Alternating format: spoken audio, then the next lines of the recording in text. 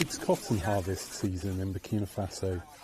In this village in the country's south, everyone in the community turns out to bring in the white gold, as it's sometimes called. Men, women and children. Wendkuni and Wenjam, whose names have been changed to protect their identities, are 10 and 12. They fit school around their cotton harvesting duties.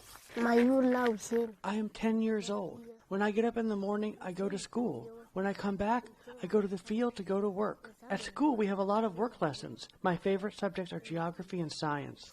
A report by UNICEF says that a 20-year downward trend in child labour globally has come to an end in recent years, and numbers are going up again. Experts say data was collected pre-COVID-19, and they predict that the pandemic might exacerbate the situation. If I come to the field, I work. I work to remove the cotton. When I come here, I come with my father. I hope to own my own field when I'm older. Wendkuni and Wenjam's parents cannot harvest all the cotton they grow themselves. And they say if the family is going to make enough money to eat, the children have to help. Child labour in Burkina Faso is illegal, but the law is difficult to enforce, and families that live in poverty do not have the resources to harvest cotton without the help of the children.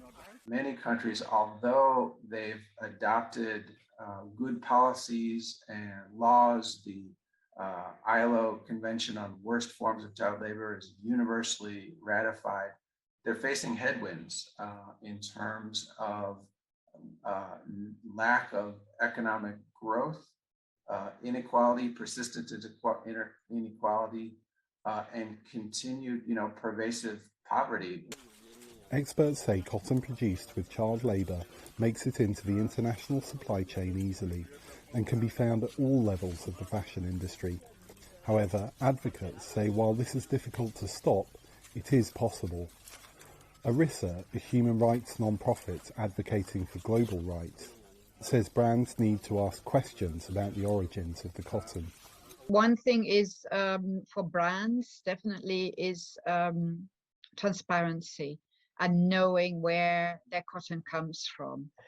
Because if you have no clue where your cotton comes from, you also have no clue, whether there's child labor or not, and you can't research that. Zwart says it's also important for consumers to ask questions. Wendkuni, meanwhile, says he wants to focus on his education. He says he loves school, and when he grows up, he hopes to be a teacher. Henry Wilkins for VOA News, Southern Burkina Faso.